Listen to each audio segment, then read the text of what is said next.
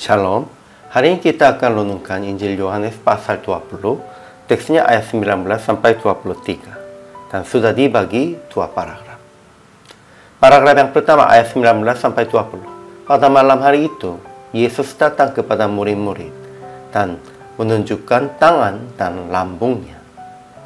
Paragraf yang kedua ayat 21 sampai 23.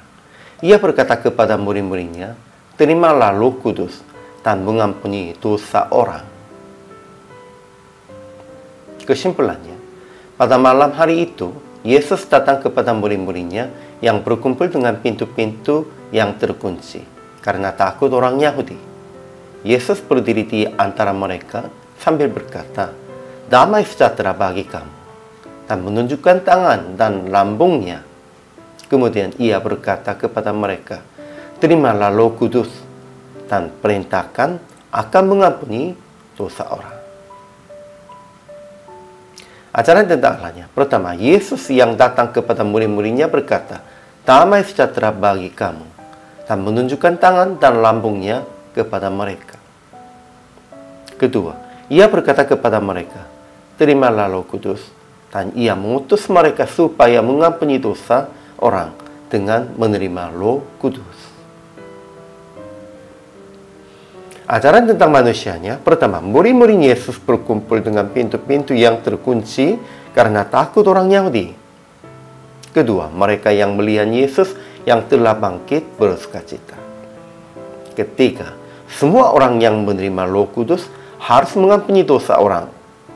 Jikalau orang percaya menyatakan dosa orang tetap ada, dosanya tetap ada. Jadi aplikasi hari ini, pertama, jadilah saksi tentang bangkit Yesus dan menjelaskan ia adalah Allah kepada mereka yang belum mengenal Yesus. Yesus Kristus sendirinya saksikan tentang sendiri, tetapi kita harus saksikan tentang bangkit Yesusnya. Kedua, ampunilah dosa orang sesuai dengan perintah Yesus dalam penyertaan Roh Kudus. Ya memang, sekalipun Yesus Kristus katakan mengampuni dosa, banyak orangnya itu mempersoalkan. Bahkan kita kalau katakan kita ampuni dosa, itu sebenarnya tidak usahlah.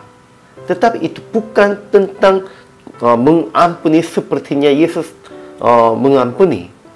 Kita juga harus mengampuni. Jangan harus menyimpan dendamnya tentang orang yang lainnya.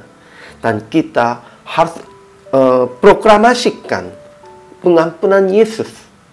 Itulah bagi kami sebagai tanggung jawab.